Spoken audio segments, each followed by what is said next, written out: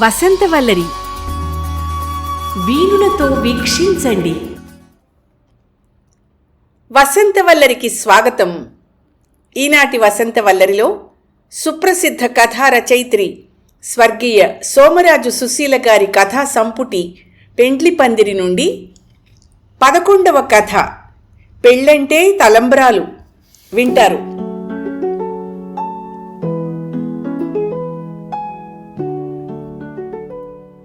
మేమిల్లు కట్టుకున్న 2-3 ఏళ్లకి చిన్నారి వాళ్ళు కూడా మా ఇంటి వెనక వీధిలో స్థలం కొనుక్కున్నారు. చక్కటి ఇనపెట్టె లాంటి ఇల్లు కట్టుకున్నారు. ఇల్లు కట్టించేటప్పుడు చిన్నారి పొద్దునే వచ్చి మా ఇల్లు హెడ్ క్వార్టర్గా పెట్టుకుని అక్కడి పనులు చేయించేది. సరిగ్గా 4 నెలల్లో ఇల్లు పూర్తి చేసి గృహప్రవేశం అయ్యారు. వాళ్ల గృహప్రవేశం ఆహ్వాన పత్రికలన్నింటినీ మా శైలు చిన్న ఇల్లు బొమ్మ చుట్టూ తోట వేసి చేత్తో రాసింది. 200 కార్డులు ఓపిగ్గా చేసింది. ఆ విధంగా మేమిద్దరం పక్కపక్కనే ఇల్లు కట్టుకుని ఉందామని చిన్నప్పుడే పరస్పరం చేసుకున్న వాగ్దానాలని నిజం చేసుకున్నాం. అలా ఎన్నో పుట్టినరోజులు, వేడుకలు, సంబరాలు, పెళ్ళిళ్ళు, పేరంటాళ్ల మధ్య మా ఇద్దరి పిల్లలు పెరిగి బుద్ధిగా చదువుకుని ప్రయోజకులయ్యారు. ఆ రోజుల్లో మా ఇంట్లో జరిగిన అనేకానేక సందళ్ల మధ్య మా వాళ్ళు ఆ మాత్రం సాధించారంటే గొప్ప విషయమే. అప్పుడప్పుడు మా చెల్లెళ్ళు ఈ సుశీలను ఒక కంట కనిపెట్టుకుని ఉండండే, ఎక్కడో ఏదో నెత్తిని పెట్టుకొచ్చి మన చేత గొడ్డు చాకరీ చేయిస్తుంది అని ఒకరికొకరు జాగ్రత్తలు చెప్పుకునేవారు. ఎవరెన్ని జాగ్రత్తలు చెప్పుకున్నా జరగాల్సినవి జరుగుతూనే ఉండేవి. కానీ ఈ కాలప్రవాహంలో పిల్లలు పెద్దవుతారు, పెద్దలు వృద్ధులవుతారు, వృద్ధులు తప్పుకుంటారు. అందువల్ల మన జీవన శైలిలో కూడా మనకు తెలియకుండానే, మన ప్రమేయం లేకుండానే ఎన్నో మార్పులు వచ్చేస్తాయి. నాకు కూడా కాస్త ఓపిక తగ్గి నిదానించాను. మా అమ్మాయి శైలుకి, ఆ తర్వాత 4 ఏళ్లకి చిన్నారి కూతురు అరుణకి పెళ్ళిళ్ళయి అమెరికాలోని అత్తారింటికి వెళ్ళిపోయారు. ఇంకో సంవత్సరం తిరిగేటప్పటికీ మా చిన్నారి వాళ్ళ ఆయన వాళ్ళ ఉద్యోగాలకి 6 నెలలు సెలవు పెట్టి అమెరికా వెళ్ళారు, పుట్టబోయే మనవరాలికి స్వాగతం పలకడానికి. అప్పుడు మా ఇంటికి ట్రాన్స్ఫర్ అయింది చిన్నారి వాళ్ళ ఇంట్లో 4 ఏళ్లుగా అన్ని పనులు చేసి పెట్టే భారతి అనే అమ్మాయి. ఆ పేరంటేనే నాకు చాలా ఇష్టం. మా ఇంటికి వచ్చేటప్పటికి దానికి 16 ఏళ్ళు ఉంటాయేమో. మంచి ఆరోగ్యంగా, పొట్టిగా, స్ట్రాంగ్గా ఉండేది. చిన్నారి పెంపకం కదా. ఒకసారి వినాయక చవితి నాడు వాళ్ళ ఇంటికి వెళ్ళాను. పెద్ద కంచం నిండా పులిహార, 4-5 ఉండ్రాళ్ళు, పరవాన్నం భారతి ముందు పెట్టి, తిను లేకపోతే ఊరుకోను అని గదమాయించడం నా కంటపడింది. అదేమో గుడ్లు మిటకరిస్తోంది. అదేమిటే, అన్నన్నీ ఒక్కసారి పెడితే చిన్నపిల్ల ఎలా తింటుందే అని కేకలేశాను. తినాలి, లేకపోతే బలం ఎలా వస్తుంది? పొద్దున్నుంచి పూజ అని చెప్పి ఏమీ తినలేదు అని నాకు సమాధానం చెప్పింది.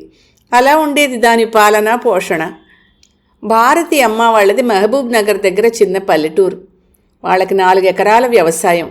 కానీ అక్కడ ఎప్పుడూ కరువులే. వాళ్ళకి 3 ఆడపిల్లలు, ఆ తర్వాత 4 మగపిల్లలు. ఆడపిల్లలిద్దరినీ హైదరాబాద్ తీసుకొచ్చి పెద్దది వెంకటమ్మని ప్లీడర్ గారింట్లో పిల్లల్ని ఎత్తుకోవడానికి, రెండోది భారతిని చిన్నారింట్లోనూ పనికి పెట్టి వాళ్ళ ఊరు వెళ్ళిపోయారు. ఆ తర్వాత వెంకటమ్మ వాళ్ళ ఊరు వెళ్ళిపోయింది. కానీ భారతి మాత్రం చిన్నారింట్లో స్థిరపడిపోయింది. అది మహా ఘటికురాలు, చాలా చురుకు. ఏ పనైనా క్షణాల మీద చేసేది. దానికి ఎలాగైనా 4 అక్షరం ముక్కలు నేర్పాలని ఉపాధ్యాయ వృత్తిలో ఉన్న మా చెల్లెలు నానా తంటాలు పడేది. కానీ పుస్తకం కంటపడగానే అది గట్టిగా ఆవలించి పడుకునేది. కారు టైర్లు మార్చడం, ఫ్యూజులు వేయడం కూడా అవలీలగా చేసే పిల్ల అక్షరం చూసి ఎందుకు జడుసుకుంటుందో అర్థమయ్యేది కాదు. దానికి రాని పనంటూ లేదు. పని చేసేందుకు బద్ధకమూ లేదు. పనిమంతురాలిననే పొగరుకీ తక్కువ లేదు. భారతి మా ఇంటికొచ్చిన సమయానికి మా అత్తగారు ఓపిగ్గానే ఉన్నారు. వంట కోసం పనివాళ్ల మీద ఆధారపడేవాళ్ళం కాదు. అప్పటికి మాకు కూడా కాస్త కష్టం సుఖం వంటపట్టి అనవసరపు హడావిడులు తగ్గించుకున్నాం. నేను ఫ్యాక్టరీ పనుల్లో బిజీగా ఉండేదాన్ని. అమ్మ కాలం చేశాక మాకు బంధువుల రాకపోకలు తగ్గాయి. కోడలు యూనివర్సిటీలో చదువుకునేది. ఇల్లంతా డిసిప్లిన్డ్గా ఉండేది. అప్పుడు ఇంటి పెత్తనమంతా భారతిదే. బజారుకెళ్ళి కూరలు సరుకులు తేవడం, ఇల్లు శుభ్రంగా ఉంచడం, గిన్నెలు తోమడం వగైరా పనులన్నీ చక్కగా చేసేది. ఇంటికి ఎవరైనా గెస్టులు వస్తే కాఫీల కోసం విడిగా ఉంచిన స్టవ్ మీద కాఫీ టీలు కలిపి ఇచ్చేది. అమెరికాలో ఉన్న మా అమ్మాయికి ఫోన్ చేసి, నీకేం కావాలమ్మా, ఏం పంపమంటావు అని అడిగితే, నాకేం వద్దమ్మా, చేతనైతే భారతిని పంపు అనేది. ఇలా ఓ ఏడాది గడిచాక దాని వాలకంలో కొద్దిపాటి మార్పులు కనిపెట్టాను. అస్తమానం సినిమా బొమ్మలు పుస్తకాలు చూసుకుంటూ ఉండడం, ఏ పని చెప్పినా సగం సగం చేయడం, పరధ్యానంగా ఉండడం గమనించాను. ఈ వయసులో ఉన్న పిల్లల్ని కాసుకోవడం ఎంత కష్టమో నాకు తెలుసు. అందులో వాళ్ళు పల్లెటూరి వాళ్ళు. ఏ కాస్త తేడా వచ్చినా మననే బాధ్యుల్ని చేస్తారు. నాకు భయం వేసి వాళ్ళమ్మ వాళ్ళ కబురు పెట్టి రప్పించాను. పిల్ల పెద్దదవుతోంది, నేను రోజంతా ఇంట్లో ఉండను, మీ అమ్మాయికి పెళ్లి సంబంధాలు చూడండి, ఏదైనా కుదిరితే పెళ్లి చేసేద్దాం, తక్కువ పడితే నేను సర్దుతాను అని చాలా బాధ్యతగా మర్యాదగా చెప్పాను. చూస్తానమ్మా, మొన్ననేగా పెద్దామికి లగ్గం చేసినాం, ఈ సంవత్సరం కూడా గింజలు చేతికి రాలే, బిడ్డను జాగ్రత్తగా చూసుకోమ్మా, మేం కూడా పిల్లగాని కోసం దేవులాడతాం అని మళ్ళీ ఆ బాధ్యత నాకే అప్పచెప్పి, భద్రం బిడ్డ, బయటికి ఏడికి పోబోకు, అమ్మ చెప్పినట్టే ఇనుకుంటే మంచిగుండు అని దానికి జాగ్రత్తలు చెప్పి వెళ్ళిపోయారు. మా ఇంట్లో ఒక చిన్న తోట లాంటిది ఉండేది. పెద్ద గొప్పగా ఉండదు, కానీ ఒక మాదిరి లాన్ కూడా ఉండేది. ఆ లాన్లో ఒక ఉయ్యాల, లాన్ చుట్టూ మంచి పూల చెట్లు, రోజుకి సేరు పువ్వులు జాజులో మల్లెలో పూసేవి. చాలా రకాల మందార పూలు కూడా పూసేవి. మా దేవుడు రంగురంగుల మందార పూల మధ్య రోజుకొకలా కనిపించేవాడు. ఇప్పుడు ఏమిటో ఎంత సేవ చేసినా చెట్లు అలా పూయడం లేదు. మామిడి చెట్లు బాగా పెద్దవైపోయి అన్ని పూల మొక్కల్ని కమ్మేయడంతో పూత తగ్గిపోయింది. మళ్ళీ ఏదో ఉపాయం ఆలోచించాలి. అప్పట్లో రాములనే మాలి ఒక అతను మా ఇంటికొచ్చి శనాదివారాలు తోట పని చేసేవాడు. అతను గవర్నమెంట్ ఆఫీస్లో కూడా మాలీనే, చాలా నిదానస్తుడు.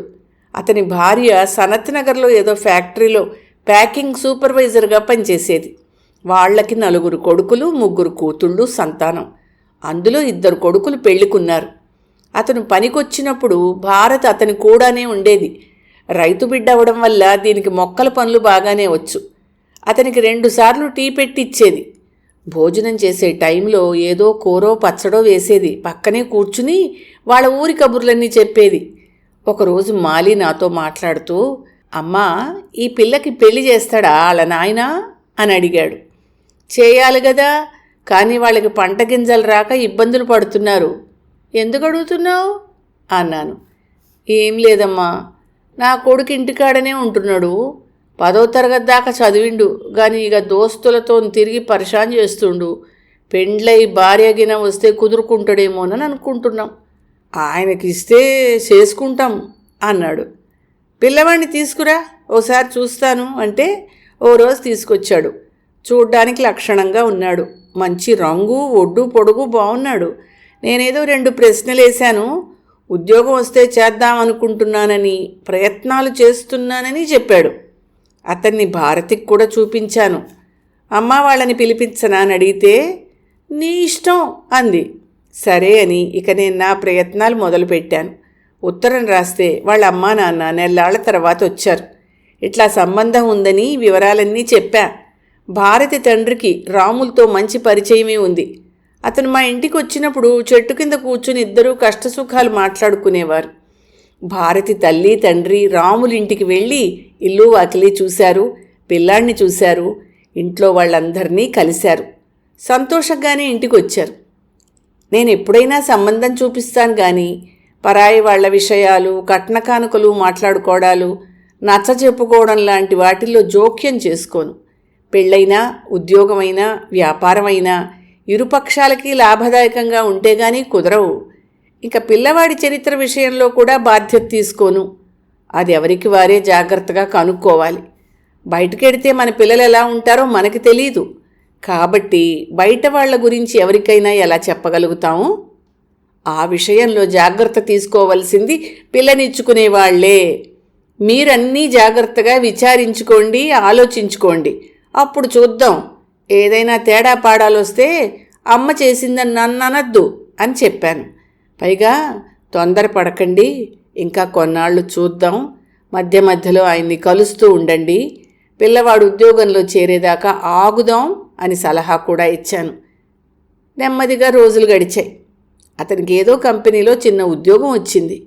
సనత్ నగర్లో కంపెనీలకి ఏం తక్కువ, ఉద్యోగాలు రాను వస్తాయి, పోను పోతాయి. పిల్లవాడికి ఉద్యోగం వచ్చిందని తెలిసాక ఆడపిల్లివారు వాళ్ళని పిల్లని చూసుకోవడానికి రమ్మని ఆహ్వానించారు. ఒక ఆదివారం సాయంత్రం అల్లుళ్ళు, కొడుకులు, కోడళ్ళు, మనవలతో సహా కుటుంబం అంతా పిల్లని చూసుకోవడానికి వచ్చారు. మేము మా పోర్టికోలో జంపఖానాలు పరిచి, కుర్చీలు వేయించి, స్వీట్ షాప్ నుంచి సమోసాలు, జిలేబీ తెప్పించి తగు మర్యాదలు చేశాం. భారత్ అందరికీ టీ పెట్టిచ్చింది. 2 రోజులాగి భారతి తల్లి తండ్రి వెళ్ళి అన్నీ మాట్లాడుకొచ్చారు. పెళ్లి కొడుక్కి తులం బంగారం, 2 జతల బట్టలు, సైకిల్, వాచి, మంచాలు, బీరువా, ఫ్యాను ఇవ్వాలి. ఆ ఇంటి పెద్దలకి బట్టలు పెట్టాలి. ఆడపడుచులు 3కి 3,000 ఇవ్వాలి. వాళ్ళు పిల్లకి 2 తులాల బంగారం, 2 పట్టుచీరలు పెడతారట. ఎంత తక్కువలో తక్కువగా అనుకున్నా వాళ్ళకి ఇవ్వవలసిన దానికి 20,000, పెళ్లి ఖర్చుకు 10,000 అవుతాయి. వాళ్ళ నాన్న 20,000 తెస్తానన్నాడు. నేను 10,000 ఇస్తానన్నాను. ఇంకా తక్కువ పడితే దాని జీతం డబ్బులు 4,000 నా దగ్గరున్నాయి. మళ్ళీ 10 రోజుల తర్వాత పెళ్లివారి కుటుంబం మరికొంతమంది చుట్టాలతో సహా వచ్చారు. 5 రకాల పువ్వులు, పళ్ళు, ఒక చీర, ఉంగరం తెచ్చారు. భారతి వాళ్ళ నాన్న వాళ్ల పద్ధతిగా దావత్ ఏర్పాటు చేశాడు. ఇంక నేను అటు పక్కకి పోలేదు, నన్ను చూస్తే మొహమాట పడతారని. అంతా అయ్యాక వెళ్ళిపోతుండగా రాములు భార్య లోపలికొచ్చి నాకు బొట్టు పెట్టి తాంబూలం ఇచ్చి చిన్న మెత్తు బంగారం పెట్టి పిల్ల మాదనిపించుకున్నామమ్మా అని చెప్పింది. అప్పుడే పంతులాయన వచ్చి పెళ్లికి ముహూర్తం కూడా పెట్టాట. మా ఇంటి వెనకాలే అమ్మవారి గుడి ఉంది. ఆ గుళ్ళో 7 దేవతలు ఉంటారు. అందుకే మా వాడని 7 గుళ్ళు అని పిలుస్తారు. ఆ గుడి ఆవరణ చాలా పెద్దది. గుడి కమిటీకి 1,116 ఇస్తే అక్కడ పెళ్లి చేసుకోవచ్చు. అక్కడైతే మనకి అన్ని విధాలా అందుబాటులో ఉంటుందని ఆ డబ్బు కట్టి ఖాయం చేసుకున్నాం. మా ఫ్యాక్టరీలో మల్లేష్ అనే అతను నైట్ వాచ్మెన్గా పనిచేసేవాడు. అతను ఇంతకుముందు ఆర్మీలో వంటవాడిగా పనిచేసేట. భారతి పెళ్లికి తనే వంట చేస్తానని, గిన్నెలు, సరుకులు అన్నీ తను ఏర్పాటు చేసుకుంటానని చెప్పాడు. అమ్మయ్య, భోజనాల విషయంలో బాధ్యత తీసుకునేవాడు ఒకడు దొరికాడు కదా అని సంతోషించాను. పెళ్ళంటే మరి మనలాంటి వాళ్ళకి బోనాలే కదా. సుమారు 150 మంది దాకా అవుతారని చెప్పాను. దానికి తగ్గ ప్రయత్నాల్లో తలమునకలయ్యాడు. ఆ రోజుల్లో నేను లయన్స్ క్లబ్లో చురుగ్గా పనిచేసేదాన్ని. భారతి వాళ్ళందరికీ బాగా తెలుసు. దానికి పెళ్ళని తెలియగానే మా క్లబ్ వాళ్ళంతా చాలా సంతోషించారు. తలా 200 వేసుకుని వంటింటికి కావలసిన స్టీలు గిన్నెలు, డబ్బాలు, కంచాలు, గ్లాసులు, 2 స్టీలు బిందెలు, బేసన్లు కొని పెళ్లి కానుకగా ఇచ్చారు.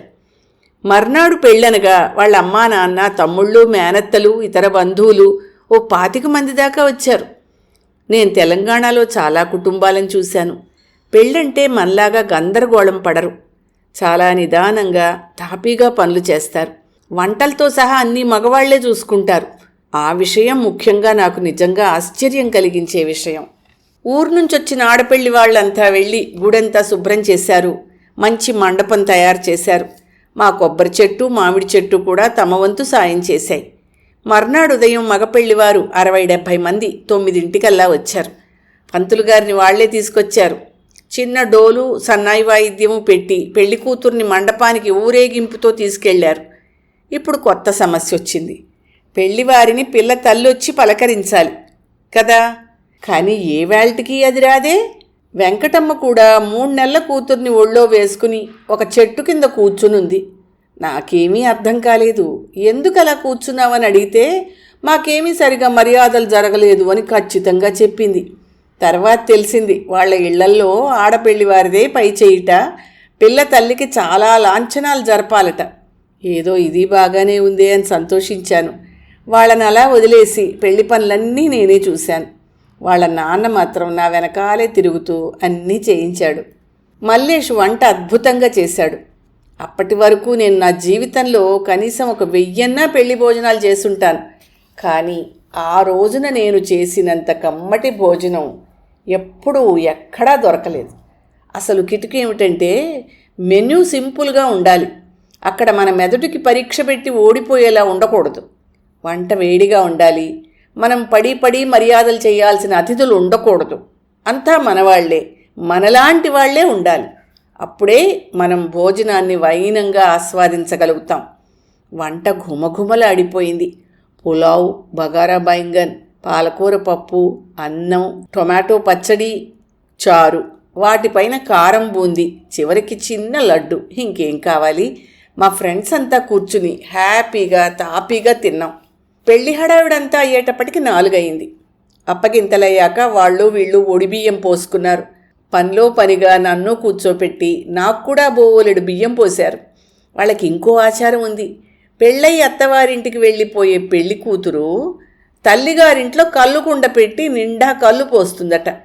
తల్లిగారింట్లో రోజూ కళ్ళు పొంగాలని, అంటే సంతోషాలు పండాలని కోరుతుందన్నమాట. నేను వద్దంటున్నా వినకుండా మా ఇంట్లో కళ్ళు కుండ పెట్టే వెళ్ళారు. నిజం చెప్పాలంటే మా ఇంట్లో ఆ సమస్య ఎప్పుడూ లేదు. సరే, వాళ్ళ ముచ్చట కాదనడం ఎందుకు? ఈ పెళ్లి జరిగి ఇప్పటికి 20 సంవత్సరాలు అయింది. భారతి వాళ్ళ అత్తగారు చేసిన కంపెనీలోనే పనిచేస్తోంది. దాని కూతురు కొడుకు బాగానే చదువుకుంటున్నారు. వాళ్ళ ఆయన అప్పుడప్పుడు ఏదైనా పని చేస్తాడు. మావగారు ఇంటిని 4 ఫ్లాట్లుగా మార్చి ఈ కోడలికి అందరికన్నా మంచి ఫ్లాట్ ఇచ్చాడు.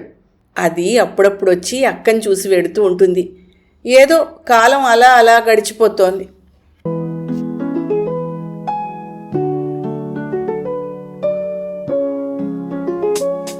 వసంతవల్లరిలో సుప్రసిద్ధ కథా రచయిత్రి స్వర్గీయ సోమరాజు సుశీల గారి కథా సంపుటి పెండ్లి పందిరి నుండి 11వ కథ పెళ్ళంటే తలంబ్రాలు విన్నారు.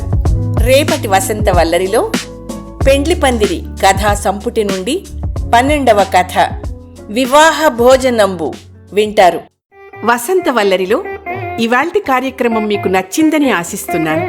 అందుకే లైక్ చేసి మీ మిత్రులకు, బంధువులకు లింక్ను షేర్ చేసి మీ అమూల్యమైన అభిప్రాయాన్ని నాకు కామెంట్ బాక్స్లో తెలియచేయమని, వసంతవల్లరికి సబ్స్క్రైబ్ చేయమని విన్నవించుకుంటూ మీ వసంతలక్ష్మి అయ్యగారికి సెలవు. మరి థ్యాంక్ యూ. వసంతవల్లరి మిత్రులు, శ్రేయోభిలాషులు, వీక్షకులు, శ్రోతలు అందరికీ ఒక విజ్ఞప్తి. గతంలో లాగానే ఎప్పటికప్పుడు నా కథలను విని స్పందన తెలియచేయమని కోరుతూ, నేను చదివిన కథ మీకు బాగా నచ్చినట్టయితే తప్పకుండా హైప్ ఆప్షన్ నొక్కి నన్ను ప్రోత్సహిస్తారు కదూ.